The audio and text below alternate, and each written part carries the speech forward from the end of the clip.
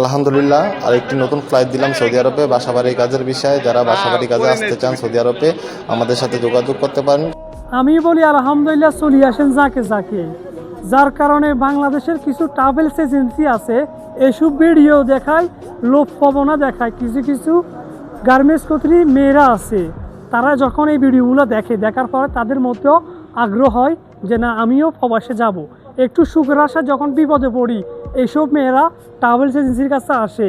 এরা কি করে, এদের থেকে লক্ষ লক্ষ টাকা হাতিয়ে নেবার পরে এদেরকে কী ধরায় দেয়, একটা কোম্পানির বিষয় কই খাদ্যামার বিষয় ধরায় দেয়। যখন প্রবাসের মাটিতে আসে এদের জন্য মিলে কি বাসাবাড়ির কাজ। এই বাসাবাড়ির কাজের ভিতরে আমাদের অধিকাংশ বাংলাদেশের মেয়েরাই নির্যাতনের শিকার হয়। এগুলো আমাদের চোখের দেখা এবং কি আমাদের কাছে এই কথাগুলো তুলে ধরে অনেক প্রবাসী বোনরা। আপনারা যারাই আসেন না কেন বর্তমানে সৌদি আরব এখন বিভিন্ন রাষ্ট্রে বাসাবাড়ির কাজে কখনোই আসবেন।